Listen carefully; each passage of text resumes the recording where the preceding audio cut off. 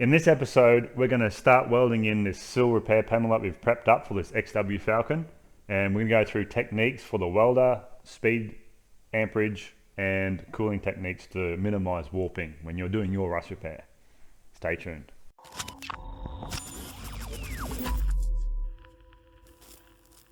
Alright guys and girls, welcome back to episode 5 of the Resto of the XW Falcon. And if you've been keeping track of what's been going on, we're working along the front here of the car. We've done all the front rust repair and we'll work our way back to this sill piece. This is a new replacement sill from Resto, and I've got it pretty well mocked up into place. And today's episode is talking about, as I said earlier, everything to do with welding in panels on your car. So I'll weld this in and try to give you tips and tricks as I go if you're doing rust repair, and yeah, try to get a nice finish on your restoration job. So let's get right into it. So we've got this panel mocked up in, right? And I've got it overhanging at the back here because I still need to figure out how I'm going to continue that shape down. I can cut that off after.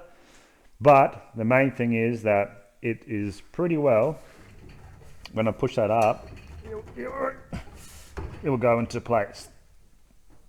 The main thing is having these 2 points here exactly flush. That's the main thing.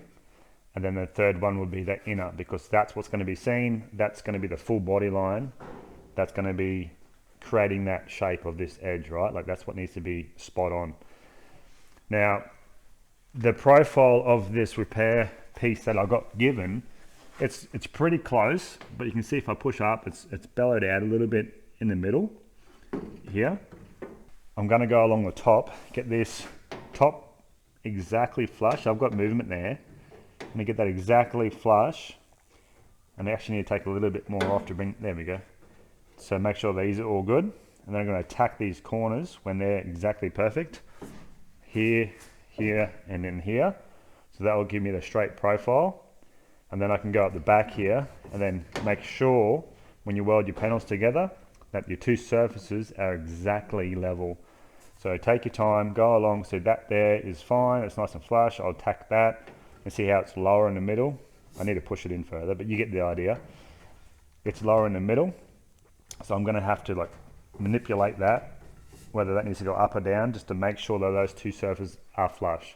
Otherwise, when you finish and you've done all your welding and you've done all your stitch welding and you grind it back, you're gonna have whoops, or you're gonna start grinding away the maiden steel or the replacement panel steel to where it's so thin that you could grind through or create warpage and stuff. So that is probably the biggest tip, is make sure your two levels are flat and take your time as you weld it in. It's not a race. I know it's just, you know, chomping at the bit to get it done, but just do it nice and steady. The longer you take, the better, because it will stay cool. Okie dokie. So I have gone along and stitched just the corners like I spoke about. So I know that profile has your sight along the sides nice and straight, and important parts of being fixed. So what I did is just tacked it there, and then either bent this lip up or down to get that one exactly right. Tacked that, let it cool, and then did the same thing with the top one. Bent it up and down till that one's exactly right, and tacked that, and did that all the way along on those front edges. All you can see now that profile's sticking out that I was telling you. And you see what I mean, like if I push that in, probably need to put like a hook in there, that hole, and pull down. And I'll do the exact same thing. I'll tack one tack here, and don't do all the way first. You want to do one tack and then do a tack in the middle and the tack at the end, so the profile, the whole lot's the same.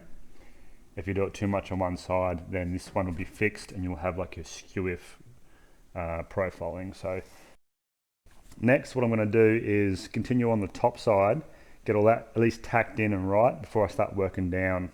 But before I go any further, I know that I'm going to have to take a little bit off in here. When I do butt welding, I want it, say, 1/2 mil. You know, between 1/2 mil, maximum a mil. A mil's getting pretty big, so that's probably 0.7 of a mil. The next step is to cut that gap. So if I went ahead and cut that saw, or a 1 mil cutting disc, then I'm going to have a mil gap. So I'll get a new blade on, but say for this Makita grinder, for example, that's a 1 mil disc.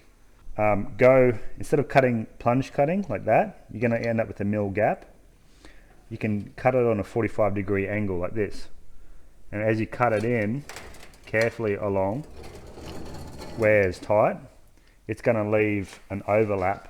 So instead of having a mill, look out, we can now. Let me just draw you a nice picture.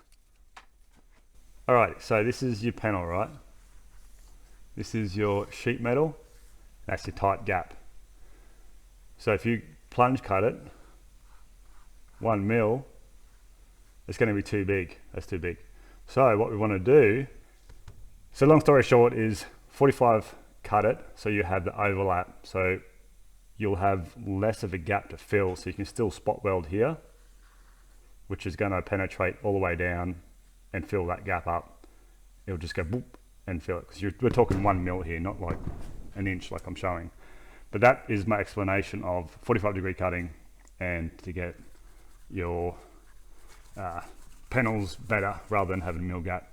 And don't get me wrong, you can weld a mil gap. I've welded 5 mil gaps before. It just takes so much longer and so much more heat, and it's not ideal. So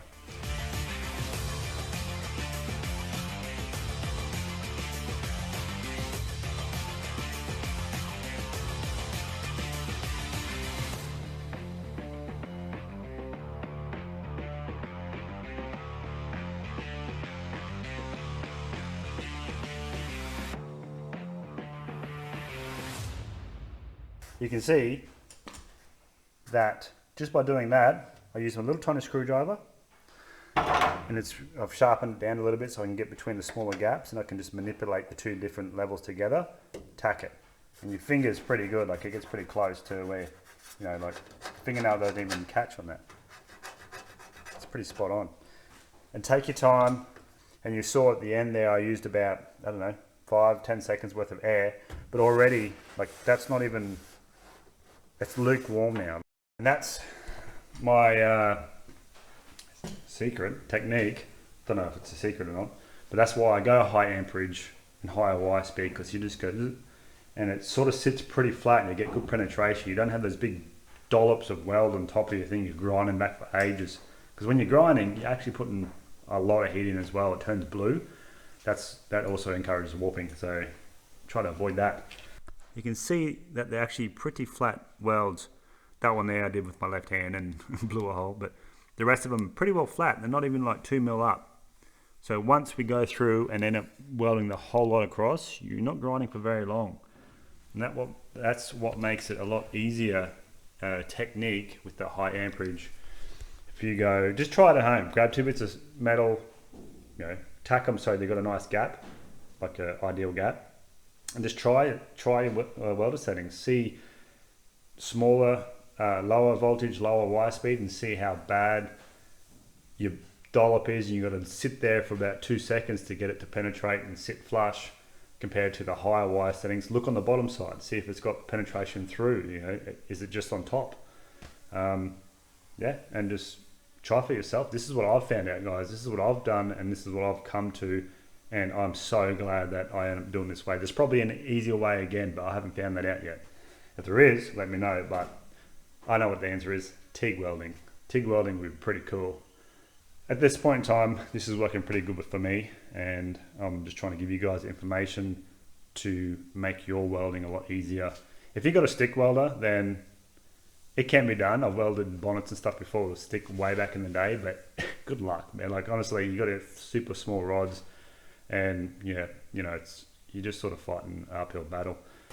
This is a lot of talk in this video. I didn't expect it, but there's a lot of information, so you got to appreciate that. If you do appreciate it, smash that like button and think about subscribing if you haven't, because this is us. This is TMC, home, garage, trying to give you guys information for a novice to beginner level restorations. We're not pro shops or anything. We're just trying to get a nice job done for you to get your car on the road. All right, we're going to start welding this in properly. I just want to show you real quick. This is pretty much, in my opinion, an ideal spot weld. Nice and flat, it's nice coverage, all the sides have been touched. All I do is clean the inside out with a screwdriver, like I said before, from the paint and sealer. You start in the middle and then just do it out in a spiral, probably 2 rotations or however long it takes to get to the outside. And you'll see in the outer rotation that the edge will start to pull in and mesh in with the weld. And that's why I start in the middle. Yeah, and you end up like that. Alrighty, would you look at that? Okay, so that is done, and I'm going to show you different things that I've done and learnt on this panel myself. Before I do, I've just broken this down into 4 stages of grief, is what I like to call it, when you're grinding down your rust repair panels. So you got, right here, you got your first stage, which is just your stitch welding, right? That's when you've done the whole panel. Stage 2 is using a little grinder of your choice. I use a pneumatic one, and I actually go up on a very tall angle, so I've got the radius of the disc. So I'm only just taking away the material from the MIG welding only. I don't want to take away any of the panel, the rust repair panel. When you start to get into the panel on the side, that's generally when I stop. You know, I try to get flat as possible, you know, 1/2 mil or so without taking away either of the sides. And that's why it's important to get your 2 panels exactly lined up as best you can, because if you don't, this can happen. See down here where I put that lip, I didn't get it right, and you can see that my stitch weld is fine, it's level, but because the replacement piece had sunk in a bit with a bit of heat, I've got that lip there. It doesn't matter what I do, I could grind that down, but I'm actually just going to be starting to grind through that top panel of the maiden steel. So that's why it's important. Try your best to get them aligned so you don't have that, because it just looks things. Where here, they come up perfect, you know. That's what your finished product is supposed to look like. But it takes time and practice. So that's stage 2, right? That's that. Stage 3, I use this Easy Lock sander. As I've always said, I love this thing. I've just got a new disc on it, that's why it's so massive. But just a sanding of 60 grit or 80 grit sanding disc on it. And then you start along the middle and then slowly work out till it's still flat. So I have this pretty well flat along the surface, so you know you're not like digging holes. You want this to level it all out. Stage 4 is using just a Orbi, so that's just a 120 grit. You need between 80 to 200 grit's fine, and it's still coarse enough to be able to sculpt your corners and everything like that, so still forming your shape you want, and that's the end product. There's no holes or any pinholes or anything in it. Stage 2 and 3 is when I generally get my welder and then fix up any pinholes too. These aren't pinholes, these are actually just the screw for the plate here. I'd actually need to cut them out back to an elongated shape, so they're supposed to be there. But that's the 4 stages of grief, and when you get to the 4th stage of grief, that's pretty well done, and that's ready for your epoxy primer. I don't bog over steel because it just traps moisture in. Bog is porous, and if you bog it and leave it or use wet sanding it, you're going to have rust. So for me, I epoxy everything and prime it, and then I bog over top of that epoxy, so it's got a protection layer between the bog and the steel. So that's basically what you need to do. The last 2 or 3 episodes, that's how you do rust repair, in my opinion. Again, this is just my opinion, but you can see that it come up pretty good. Like, so you can see it's pretty good. Like, I'm not complaining about that. So, and you can remember where it was. Let me see if I can get a comparison.